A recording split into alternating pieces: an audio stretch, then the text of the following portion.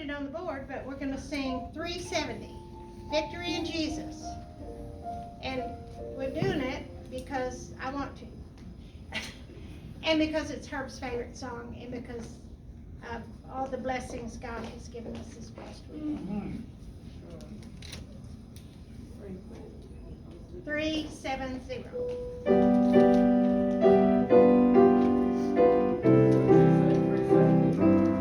We're gonna sing all three verses.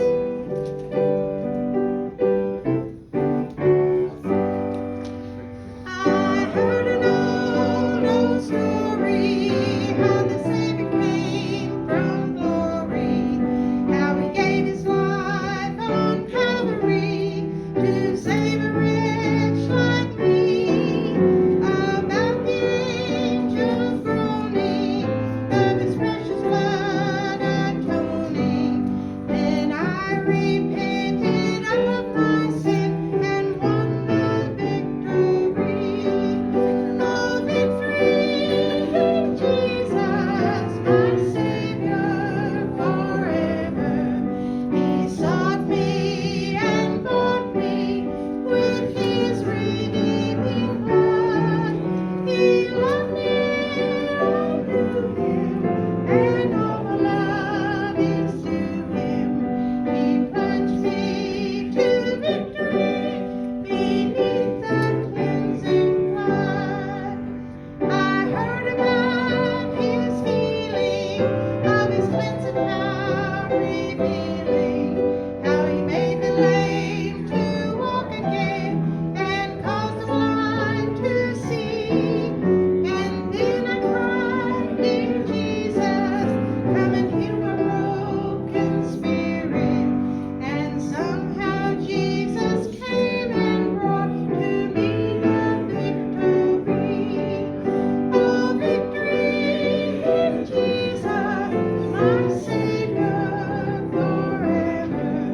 He sought me and bought me with his redeeming blood. He loved me, I knew him, and all my love is to him. He plunged me to victory beneath the cleansing flood. I heard about a mansion he's built for me in glory, and I heard about the streets of gold beyond the crystal sea, about the angels singing and the old redemption story. And some sweet day I'll sing out there the song of victory. Oh, victory in Jesus, my Savior forever. He sought me and bought me with his redeeming blood. He loved me, I knew him, and all the love is to him. He plunged me to victory beneath the cleansing flood. Okay. Okay, good morning, thank you. We got a good group this morning, starting the year off and in Sunday school, and I couldn't be more happy. We got a lot of announcements to make and do, and whatever. Our prayer recipient this week is Sharon Hobart, so I hope you're writing maybe 2 notes to Sharon. Birthday's friend Rude, and anniversaries, the Hasses is what, the 8th? Oh, that's right. My goodness, I'm glad I came to Sunday school. Me too.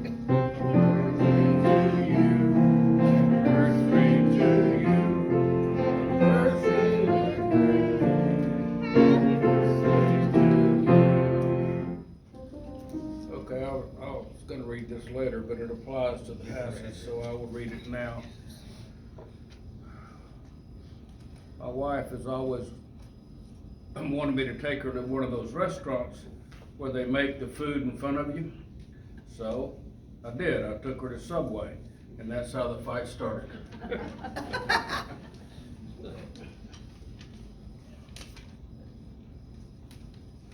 Oh, well, I'm at it. That's probably true. If a cow doesn't produce milk, is she a milk dud or an utter failure?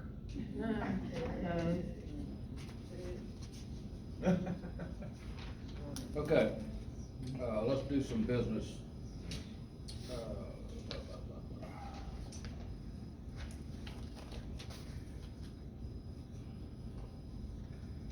Let me make the announcement. Bev is not here because she's sick, and Tricia talked to her, coming here on the phone, and she's got the virus, was tested maybe yesterday or day before. Brenda does not, have the same symptoms, kinda like cold. But anyway, so we need to pray for both of them. Anyway, so, all right. We wanna thank the Hawkins for donuts. I had 1.5. And, Did anybody pick up that other half? Mary Lou did it. I think about that, cause I've done it before, and then I think, oh, I've left a half, nobody's gonna wanna touch it. Congratulate the Spelmans, Iowa State, won a great bowl game yesterday. Sorry about the basketball team losing to the Baylor men, but can't win everything. But that was a great game, great for the conference. Conference, for those of you that don't follow college football, the bowls, the Cotton Bowl, the Rose Bowl was played in AT&T Stadium in Dallas, Texas. Anyway, Big 12 Conference teams have not lost yet, so they're doing very well, thank you very much. So, okay, Tricia, our committee chairperson. Tricia, you come up here, please. She wants to, announce, the results of your voting for new officers, and I'm gonna ask Mary Lou to come up and ask for a vote. Hello, Happy New Year. Okay, this is exciting. Our former officers have done a wonderful job, and I celebrate all that they've done to keep the class going during a year almost of COVID. And I will say, when I tell you these names, that each of these people have been told that they can do their job virtually if that's what they feel comfortable doing, and we did that using Hope Chapel for a while, but we'll figure out a way to make that work for whatever their needs might be. But the nomination, and he has agreed to do it if elected by the class, is Bill Murph for president. Hack Branch is going to serve as vice president again this year. Mary Lou Polk has agreed to be secretary treasurer again this year. Thank God. And Sharon Amelucky said she didn't know what she would do without being able to send cards and notes, and so she's agreed to do that again also. I didn't know this until Johnny asked me to do this little job, but the titles of the people who deal with meals for the ill and those who have lost a loved one have names. Suzanne Kelly taught me that sympathy meals are the meals that our class will provide for a family if one of our members or their spouse should pass away. And Patsy Brooks and Kendall Nowotny have agreed to work on that together. And hopefully they won't have a thing to do. Then Meals That Heal are meals for people who have served or who have been in the hospital and would like to have a meal delivered to them. And that's Lois Elliott and Sharon Hobart are working together on that. And they're welcome to change the routine any way that they choose to do that. And then our social person is Linda Hawkins. Thank you, Linda, so much for taking over that job. She said she and Larry are planning to travel some in their new motorhome, so she will maybe virtually make that happen. Thank you. Then The other people on the list are David Cherry, who's continuing to do the roster and his daily inspirations, and Mike Polk, who is our videographer, and then Beth, we still have Beth on the list as the scribe, and I don't know how often we'll need a scribe, but, she's willing to do that if we decide it needs to be done. And then, of course, our musicians, that list is kind of long. Sure. Sure. Linda's going to start her job today, passing the donut list, cause we can't do without donuts. But we appreciate our singers and pianists and all the work that y'all do to make us have a worship time in here. We've missed that so much, y'all, and today's such an encouragement to see faces back and the prayerful hope that we will be back to normal in our Sunday school class. So Mary Lou, I guess you get to come and ask for the vote to confirm these nominations.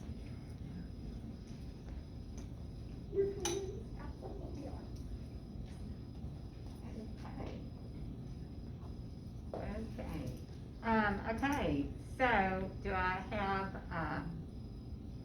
excuse me, That's okay.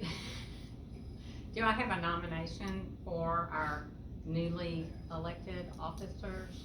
Motion, you mean? Motion, I yes, make a thank you. motion that we accept the slate of officers for 2021 as presented by Trish Mankin. Thank you. Perfect. Perfect. Second? And Barbara Walker, second. So, all those in favor? Aye. Any opposed? Nope. Okay. Unanimous. We have new officers. Thank you. Thank you, Mary Lou, and thank you, Tricia. Thank you for those that voted. And if you would like a copy of the officers' names, titles, etc., we have some copies over here, not many, but we can make more. So let me know after class and I'll give you a copy. Weldon, wonderful to have you back.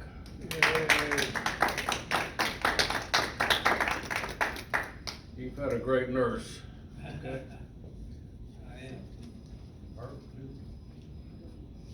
Paul, Brenda, you guys have been around the world a couple times, but it's certainly glad to see you back, okay?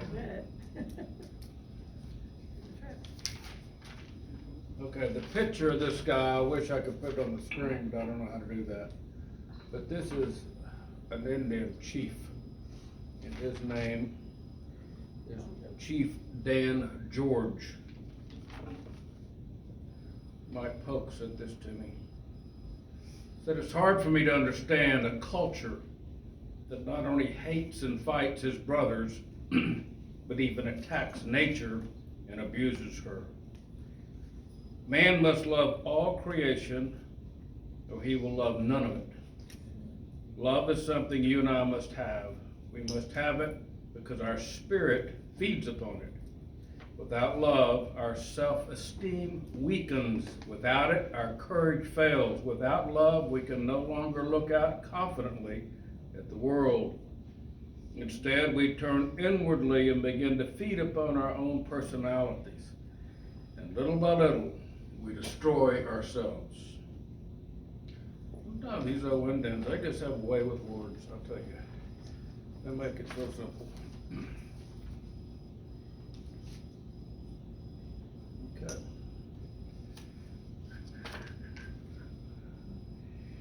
Okay, let's see, I got this from a friend, December 29th.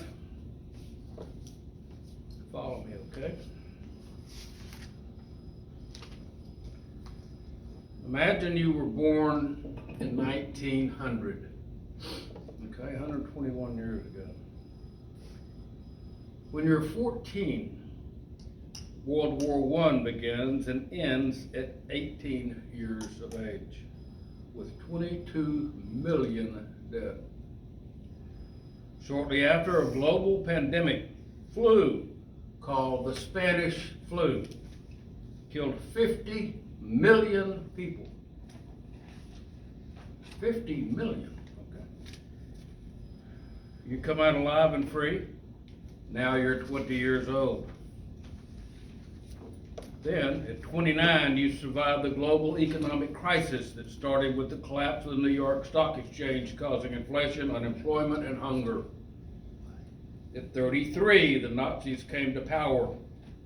You turn 39 when World War II starts and ends at 45. There will be over 60 million deaths in total. 60 million. You're 52 now, and the Korean War begins. At age 64, the Vietnam War begins and ends at age 75. We contrast these world-shaking experiences to recent times and attitudes. A boy born in 1985 thinks his grandparents have no idea how difficult life is, but they have survived several years and disasters. Someone born in 1995 is now 25 years old, and thinks it's at the end of the world when his Amazon package takes over 3 days to arrive, or when he doesn't get more than 15 likes on his photo posted on Facebook or Instagram. There are so many young people that are snowflakes and melt at the least bit of adversity or difficulty. They have never experienced real hardship, may not survive a real crisis that requires mental and physical toughness. 2020. Many of us in this country live comfortably, have access to different sources of home entertainment, and often have more than we need. Almost everyone has a cell phone, even if they're on welfare and living off of the 47% that actually pay taxes. 47% of us pay taxes. The abundance and advantages of these times are unprecedented in history. But even when all of the advantages of this time, people complain about everything. They complain even though they have electricity, they have phones, abundant, cheap food, sanitary water, superior medical care, and a housing that is much better than earlier generations, plus many other advantages that our ancestors who built this country couldn't even dream of. Even though the earlier generations in the last 100 years experienced life-shattering challenges in their lives, they never lost the joy of living. They picked themselves up, gathered their courage and resolve, and built successful lives. Maybe it's time for the current generations to be less self-absorbed and be thankful for all the blessings in our lives, to follow the example of their predecessors that weathered the tumultuous times of the last century. So true. I think it's so well written, but the numbers that I read at the beginning are just, you want to go back and verify it. Of course, we didn't have the press then to report international numbers and total numbers. We didn't have the communication, that's the word I'm looking for, that we have today. Anyway, okay, I'll save this for next week. This is some good stuff.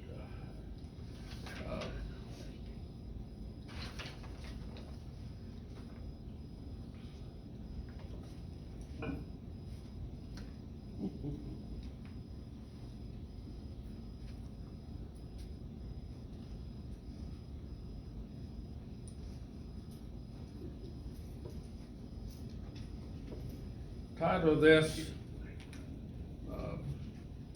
Your Place in God's Band.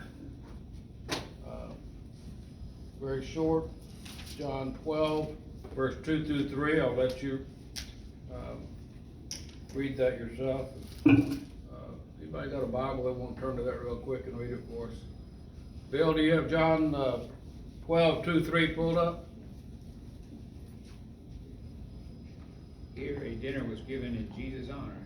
Martha served, while Lazarus was among those trimming the table with him.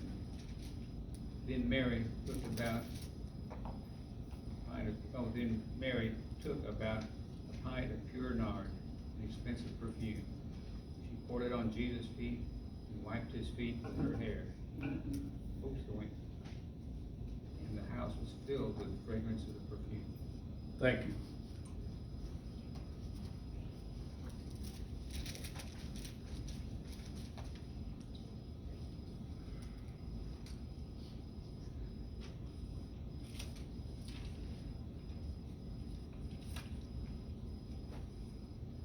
Go back to David's expression here that's in every one of his daily emails.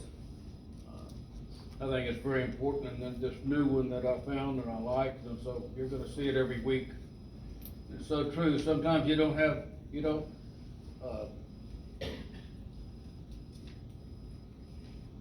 that's not recognized. You don't know the value. Sorry. Sometimes you don't know the value of a moment until it becomes a memory. So, back up a second here. We are,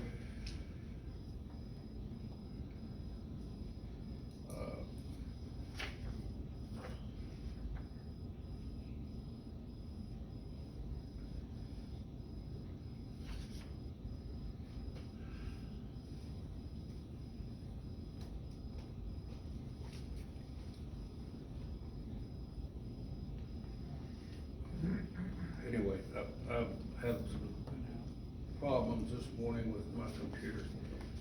The title of this, like I said, is Your Place in God's Band, but it's about Mary and Martha and Lazarus. Simple story we've all read time and time again, but the way that, and this is the last chapter that I'm going to read out of this book because there aren't any more. We've covered every chapter in this little book that I like so much, A Cast of Characters by Max Lucado.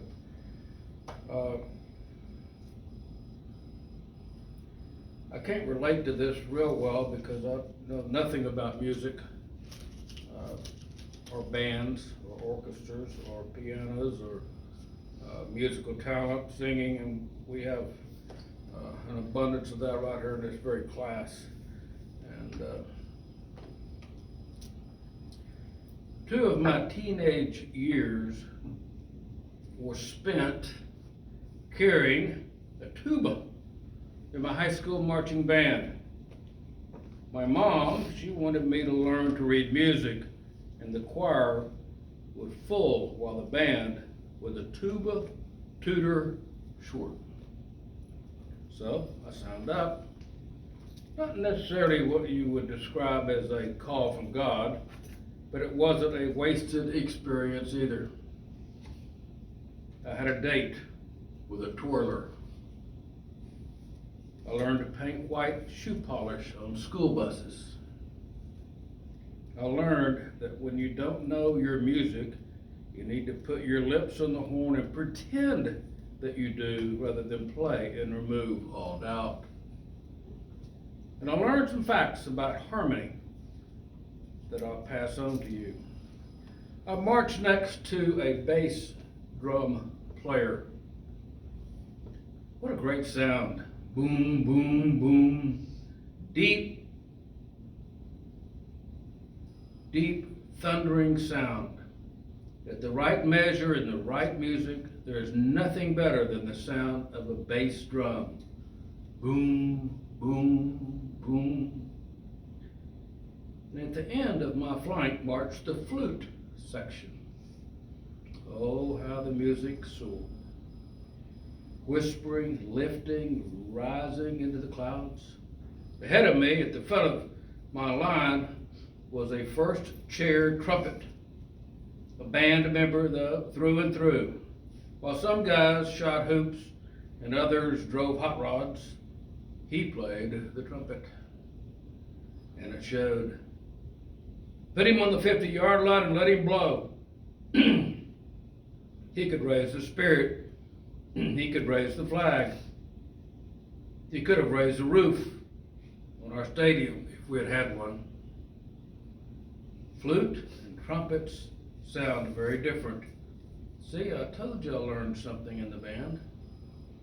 The flute, it whispers. The trumpet, it shouts. The flute comforts, the trumpet bugles. There's nothing like a trumpet in limited dosages. A person can only be blasted as far for so long. After a while, you need to hear something softer, something sweeter. You need to hear a little flute. But even the sound of the flute can go flat. There is no rhythm or cadence. That's why you also need the drum. But who wants to drum all by itself?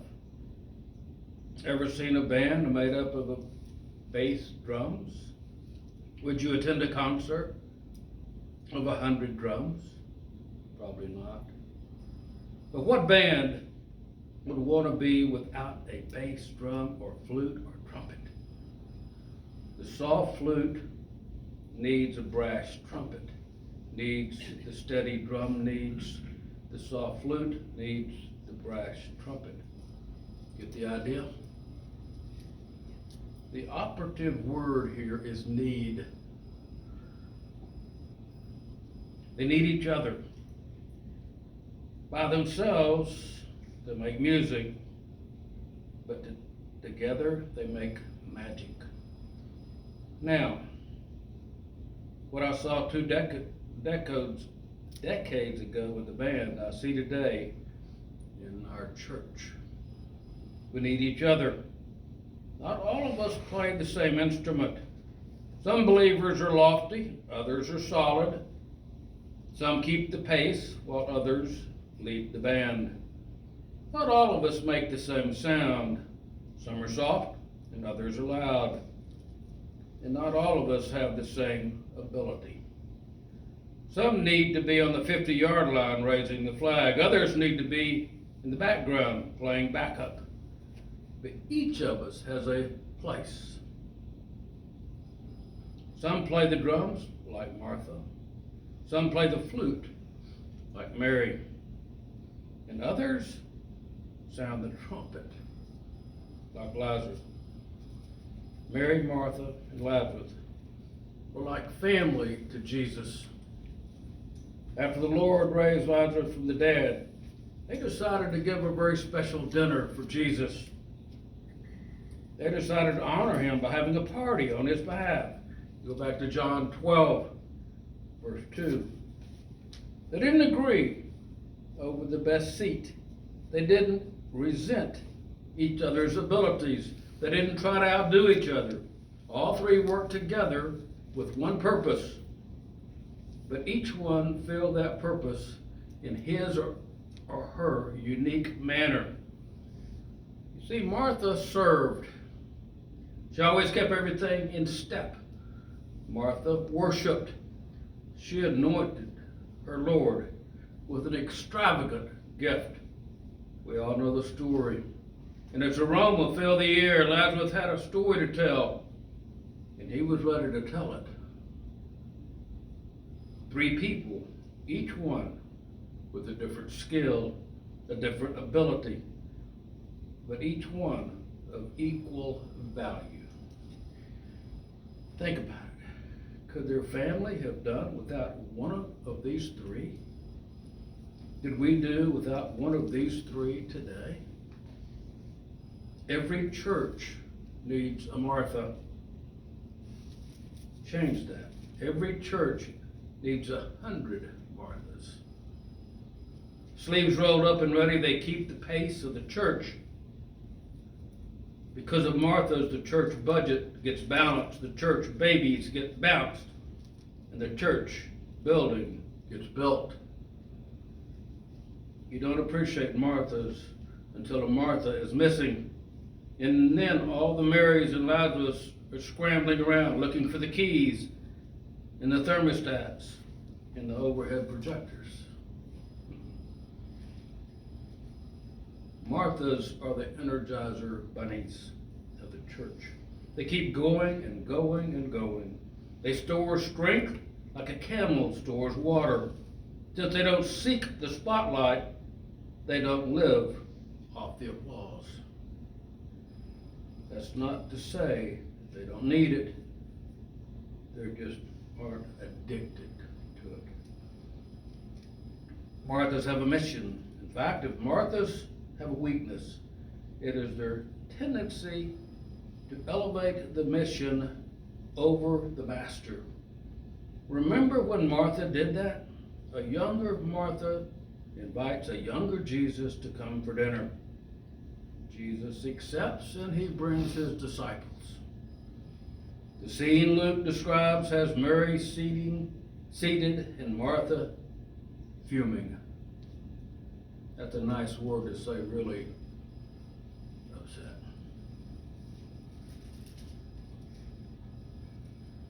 Martha is angry because Mary is horror of horrors, sitting at the feet of Jesus.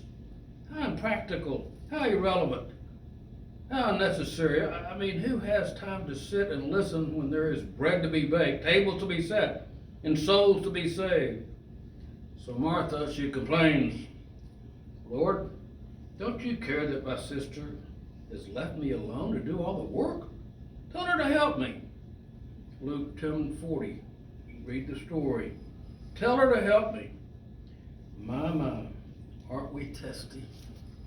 All of a sudden, Martha has gone from serving Jesus to making demands of Jesus.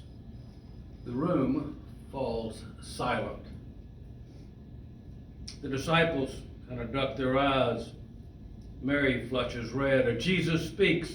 He speaks not only to Martha of Bethany, but to all Marthas who tend to think that a bass drum is the only instrument in the band.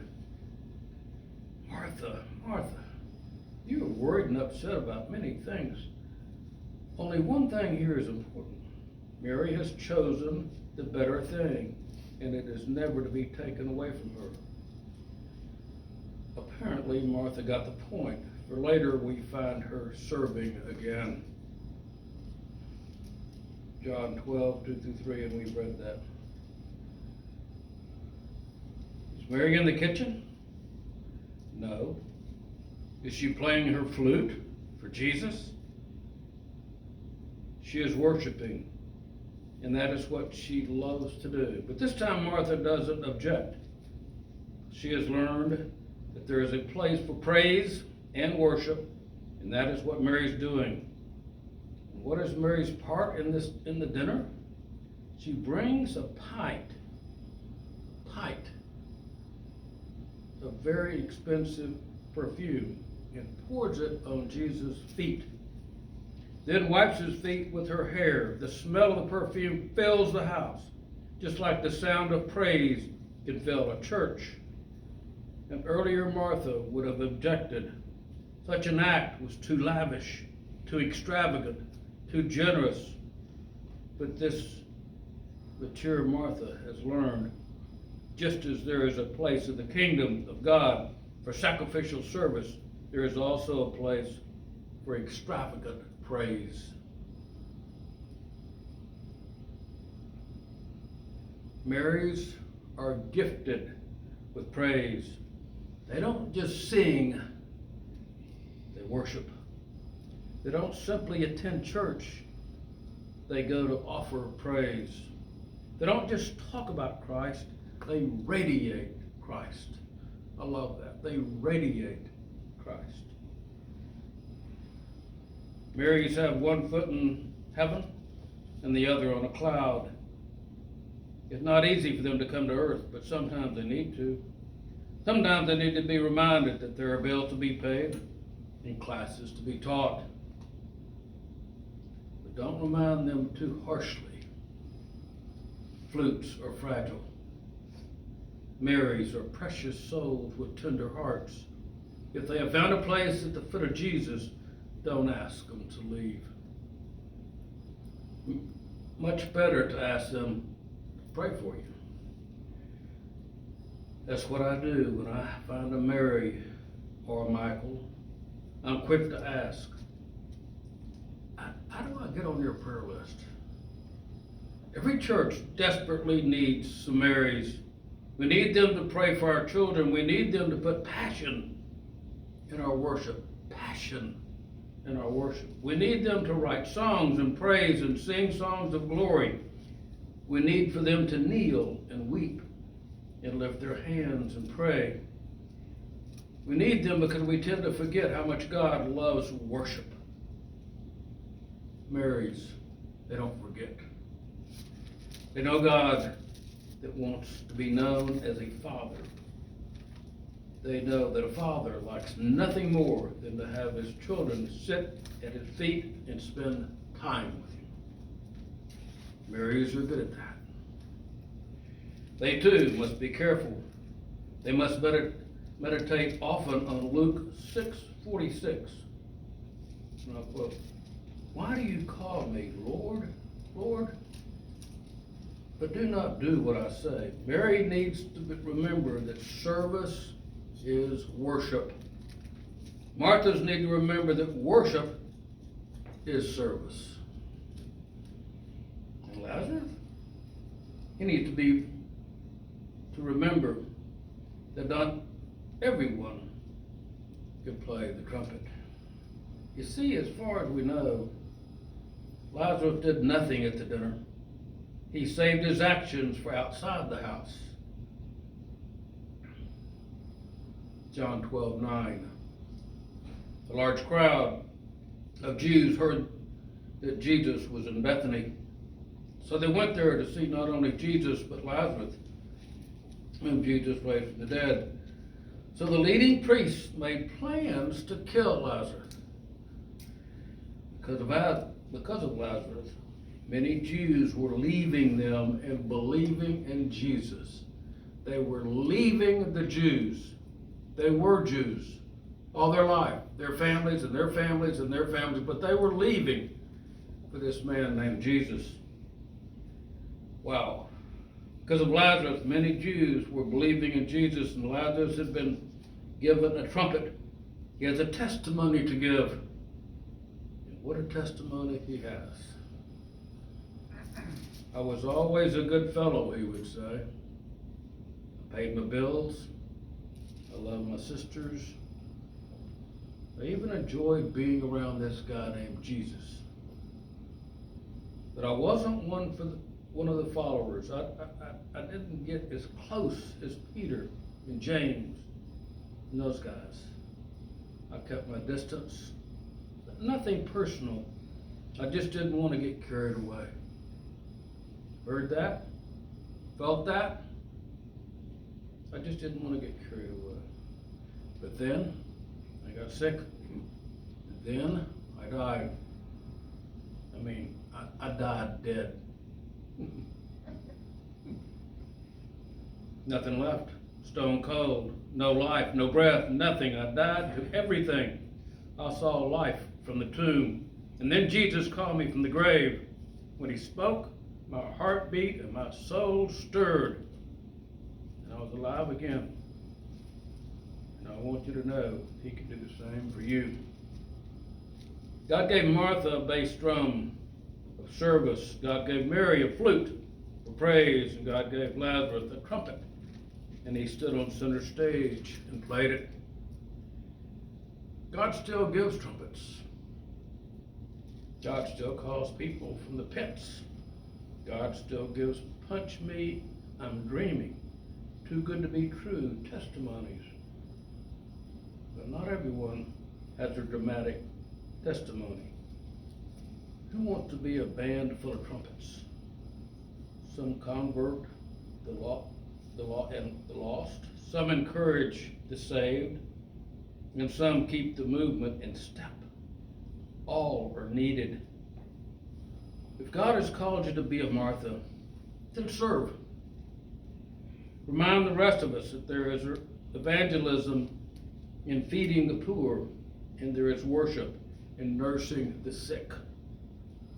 God has called you to be a Mary, then worship. Remind the rest of us that we don't have to be busy to be holy. Urge us with your example to put down our clipboards and megaphones and be quiet and worship. If God has called you to be a Lazarus, then testify. Remind the rest of us too have a story to tell. We too have neighbors who are lost. We too have neighbors who are lost, and we always will. We did then, and we do today, and we will tomorrow. We too have died and been resurrected. Each of us has our place at the table, except one. Except one. There was one at Martha's home who didn't find his place. Though he has been near Jesus longer than maybe any of the others. He was furthest in his faith. His name was Judas. He was there. He was there from the beginning.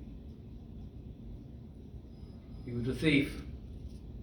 When Mary poured the perfume, he fringed spiritually. The perfume could have been sold and given to the poor, he said. But Jesus knew Judas's heart. And Jesus defended Mary's worship. Years later, John too knew Judas's heart. And John explained that Judas was a thief. And all these years, he had been dipping his hand in the treasury. The reason he wanted the perfume is to be sold and the money put in the treasury so that he could get his hands on it. What a sad ending to a beautiful story. But what an appropriate ending. For in every church, there are those like Martha who take time to serve. And there are those like Mary who take time to worship. And there are those like Lazarus who take time to testify and tell their stories. And there are those like Judas who take and take and take and never give in return.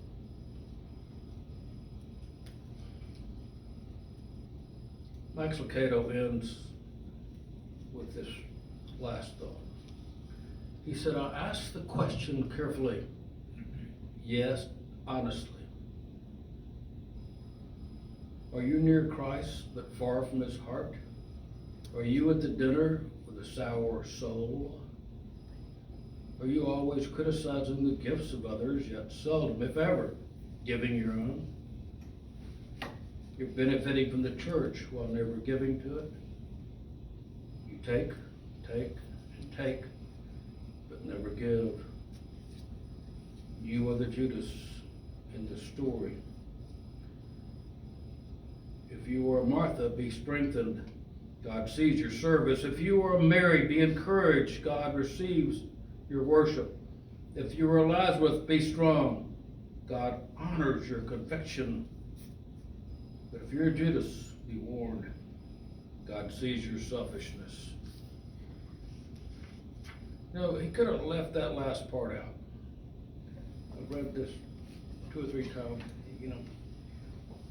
But it's part of history. Is it part of history then, in Jesus' day and before Jesus, that they had those type people that took?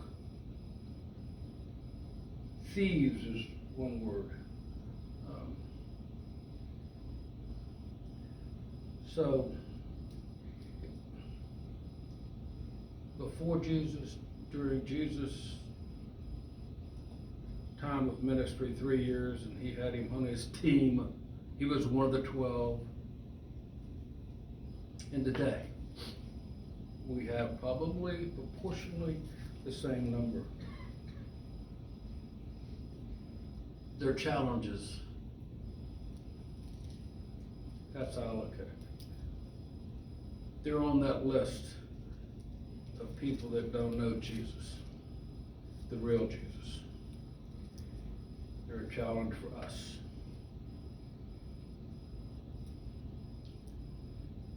Let me close with a couple of questions. Describe some of the Marthas and the Marys and the Lazarus in our church. Come on, there's 19 of you. turnout. Describe some. They're in this room. We're looked upon by the leaders of this church as being one of the leading classes in this church. Over the years, I don't have Suzanne here as my historian, but 4 people have left this class and formed their own classes. Some left the church to form, have their own class. That's what we're supposed to do. That's our job. But this church really needs something outside the budget. How many times have they come to this class? It's not money, but we know that if it's in our heart, we'll fix it, we'll get it, we'll buy it, we'll support it. Let's talk about Peru, how it's changed lives. It's changed lives with Bev. Going to Peru changed her life. Okay? Like going to Peru wasn't this class's idea, but we supported it big time.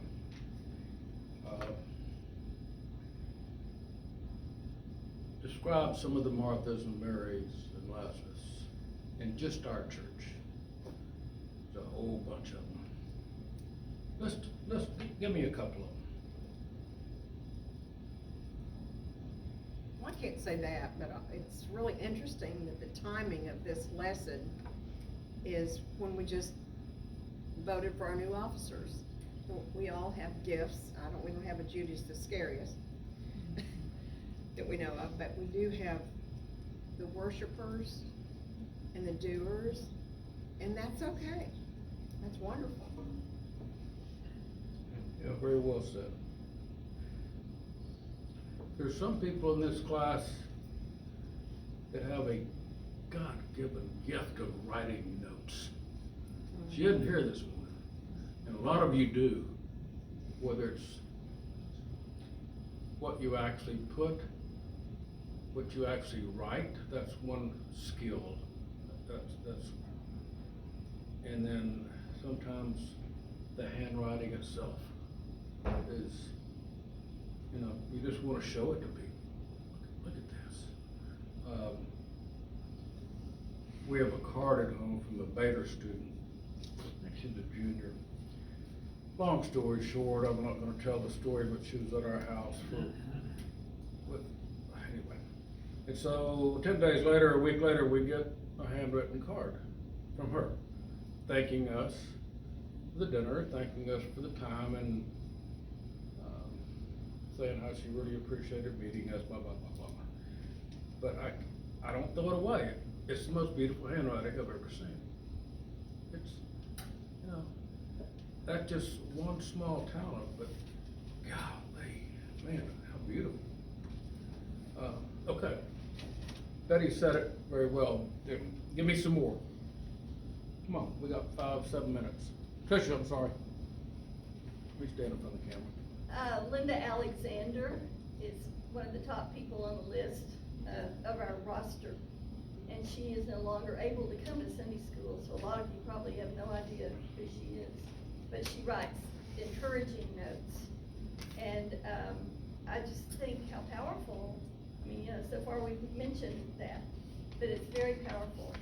And I read this week from a sermon written out to call us all to pray for our churches, the body of Christ, because this COVID situation has done a shaking and a testing and approving of people and their commitment to Christ through the body, not just their own commitment, but because we're a body part, we're powerful.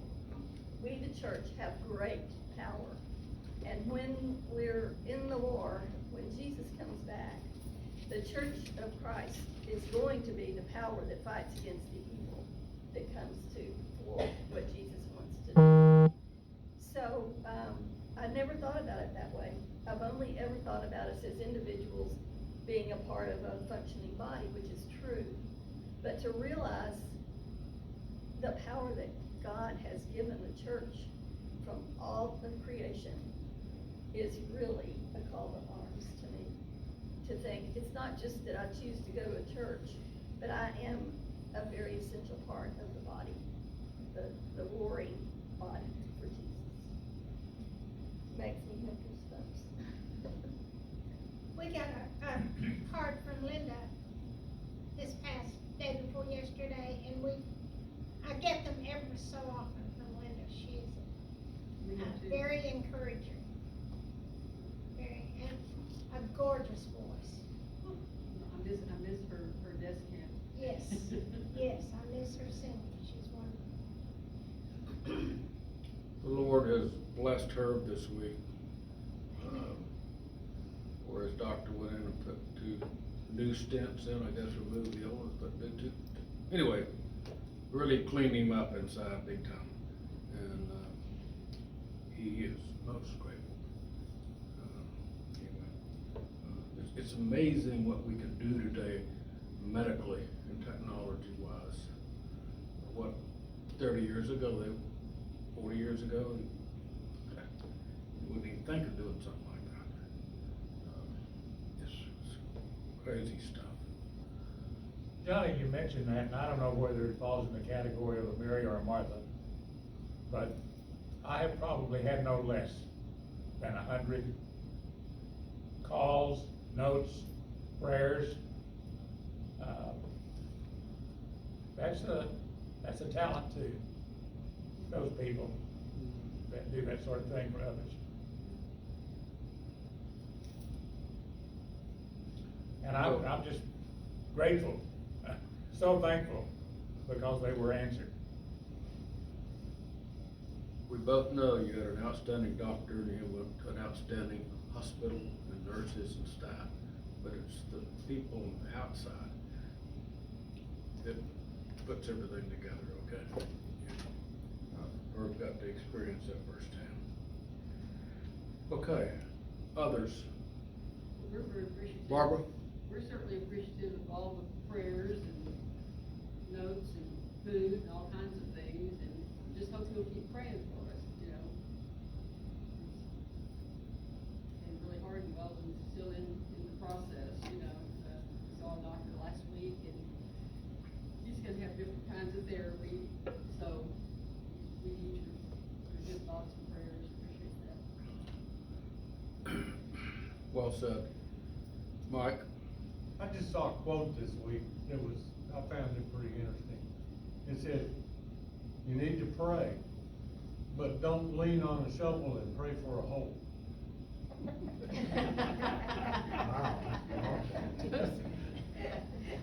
I just, that's important. You gotta do your part too.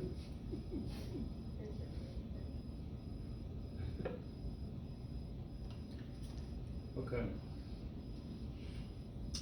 Marys need to remember that service is worship.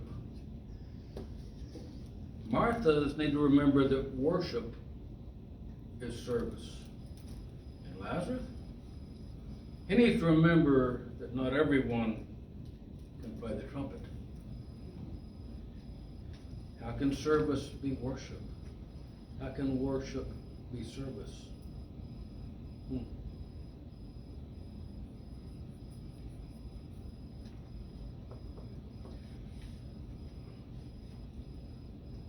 As you see these Marys and Marthas and Lazarus, they don't have to belong to this church. Friends, maybe unchurched friends, and we all have them. Maybe friends that obviously go to other churches. As you see those people this coming week, or 2 or 3 weeks from now, remember what we talked about this morning, and just say, hey, thank you. Thank you for what? That's what they'll say. What are you talking about? Give them one example.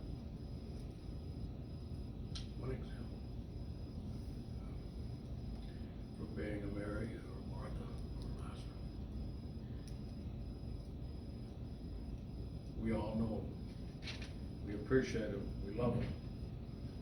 Sometimes we just don't take the time to write a note or make a phone call or send a text. Help me be better at that, okay? I'm gonna do it. I'm wanna do it, I wanna do it, 2 weeks later, I hadn't done it. Okay,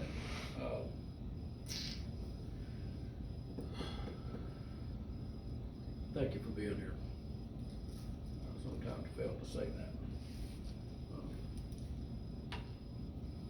He thanks you more than anybody.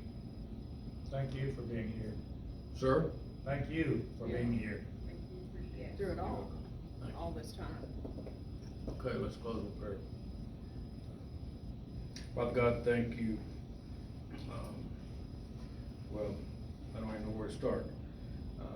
Just for always being there for us. And as crazy as we are and as many times as we might disappoint you, Father, thank you for always just keeping that little smile on your face and just, straightening us up in your own way and just saying, hey, you kinda messed up back there, let's try to work on it, okay? You have your way of doing that, and it's so unique and it's so beautiful. Father, we thank you for being our God and your Son, Jesus. And, oh man, we're so lucky, so blessed. Thank you for 2021. And all that you have in store for us this coming year. We're gonna all make it a better year.